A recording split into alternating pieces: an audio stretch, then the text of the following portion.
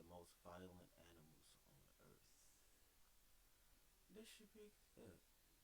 I don't usually post cash from Geographic. I usually just watch it. Ah,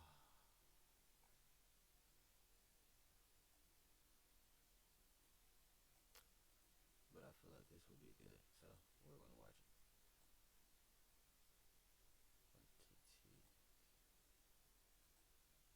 There we go. Ooh, it's back. Yeah. No editing, because I don't care. At least right now, I don't care. Like, comment, subscribe. You know the whole thing. It's YouTube. We all know how it goes. The University of Granada published a study that tried to answer the question of what mammal out of the thousands on Earth is the most homicidal. And the results, well, if it wasn't on paper, you wouldn't believe it. Researchers created a list of over 1,000 candidates, and by painstakingly studying over 4 million animal deaths total and recording how many of those life retirements were caused by the same species, they were able to mathematically determine what mammals are the most likely to murder their own kind. And nobody could have predicted some of the answers. The Dama gazelle placed 16th on the homicide scale with an 11.85% chance of getting past tense by another Dama. Slightly above them, at 14th, were chinchillas with a probability of getting put down by a fellow chilla at a solid 12%. Brown bears just barely made the top 30 at less than 10%. But the bears of the sea, specifically the New Zealand sea lion, lapped them with an execution rate above 15. Now, you're probably wondering where humans ranked on this list. We gotta be up there. I mean, there's just no way. No.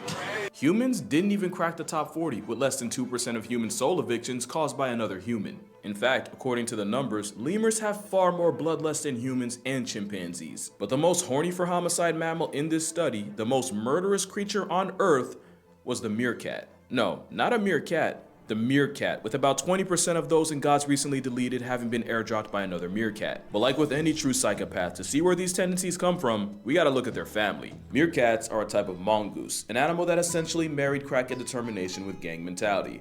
We're gonna get back to them in a second, but just know, running a fade with mongoose is like getting attacked by a team of temperamental tube socks with teeth. But if you take a wider look, meerkats belong to a superfamily that I'm not even gonna try to pronounce. I just know that they share it with fusas, which I talked about last video, and hyenas. Yeah, the hyenas' closest relatives are mongooses like the meerkat, and that made no sense to me until I heard what meerkats sound like.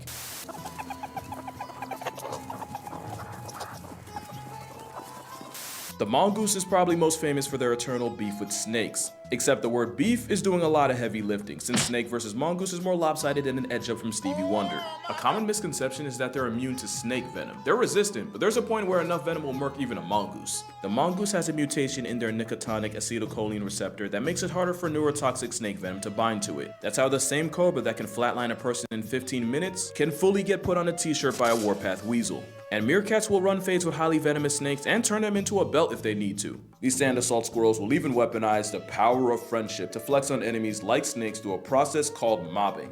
Speaking of which, don't worry, I didn't forget about this, but to explain why meerkats have such a high KD ratio against their own kind, you gotta understand how functionally dysfunctional their families are. Alright, so why was that?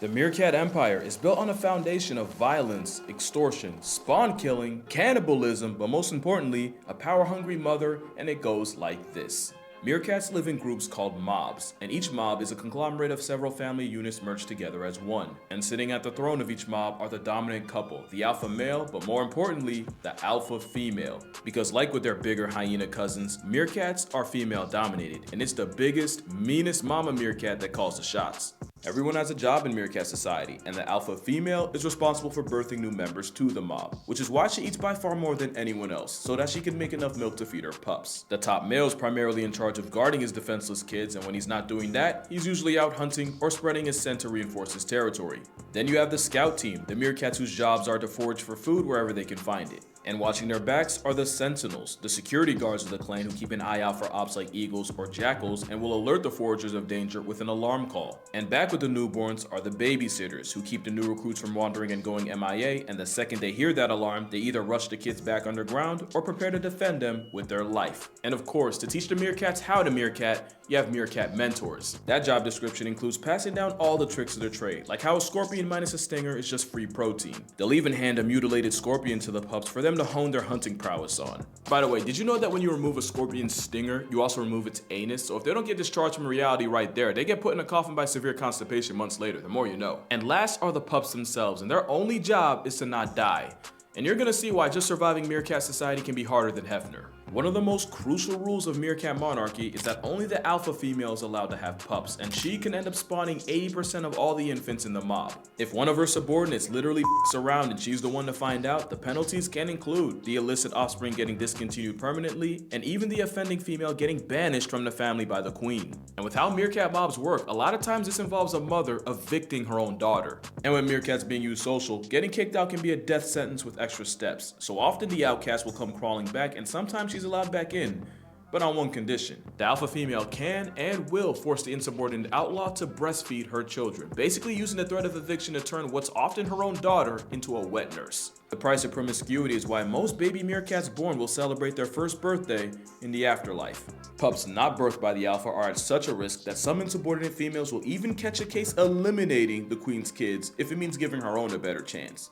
But it's not that easy. The meerkat monarch is so attached to the throne that she's even willing to exile one of her daughters just for getting too big and therefore being too big of a threat. Just like hyenas, female meerkats produce double the testosterone as males, and they use this to bully the rest of the mob into submission. A banished female does have the options of either trying to bag a bachelor to start a mob of her own, or just straight up Sounds like females nowadays.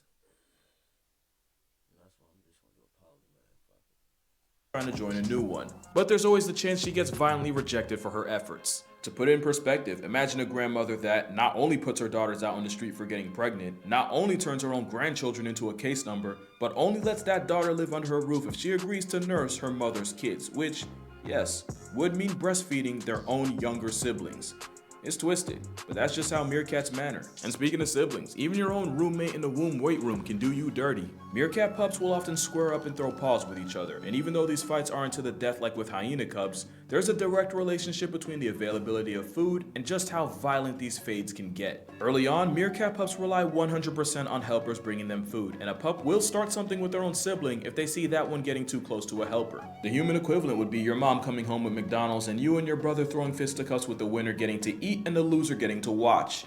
Actually, we might not be that different. And if that weren't enough, there's always the possibility of a rogue male kidnapping an unsupervised pup to try to add it to his own mob.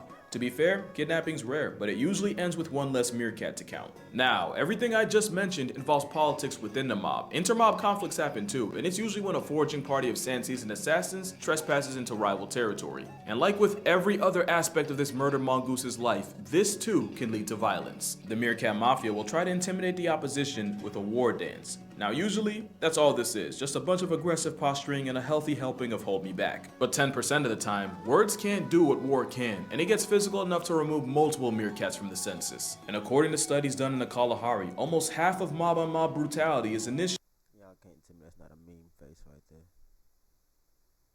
Looks familiar. by the alpha male. So long story short, males are usually the ones starting stuff with other mobs, while females prefer to keep their beef inside the family. All that adds up to 1 in every 5 meerkat obituaries being authored by another meerkat. Meanwhile, the much more infamous hyena has a homicidal hit rate of about 8%. It's to the point where you almost wonder why meerkats don't just choose to live on their own, since the biggest threat to their way of life is often another meerkat. The answer is eusociality. SparkNote's version, it's a system where there's one female spawning babies and everybody else works together to bring up the children while also splitting the labor of the colony. Bees and ants are probably the most famous eusocial insects, and so far we can only name 2 eusocial mammals, those being the raisin of rodents, the naked mole rat, and mongooses like, yeah. Meerkats live in the desolate, sun-baked deserts of the Kalahari, where grocery shopping is a treasure hunt and death can get delivered to you faster than an Amazon package. The mob system, although not perfect, keeps members fed and protected, especially the pups who almost always have someone watching over them. Their alarm system is so advanced that the sentinels have different calls for different situations with different levels of urgency. For example, the warning call for an approaching fox or jackal is not the same for that of a bird of prey. And like I said, the power of friendship is their best weapon against threats like snakes. In fact, the only snakes they really have to worry about are the ones related to them. So, when it comes to meerkat family, you can't live with them, but you don't got a chance in hell without them. I've called a lot of animals homicidal, but no mammal is more murderous and more of a legitimate danger to themselves than a baby-faced foot-tall Terminator and the comic relief of Lion King. Thanks for watching, and I'll see you all in the next one.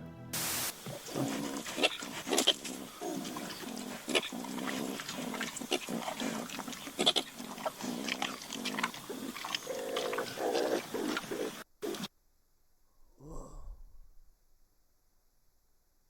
Well, that just proves the point. You need trustworthy friends. And you small, it's better. If you tall, it's not better. Short people win. And sociality win. All them antisocial people, have fun with that. I love you, but have fun with it.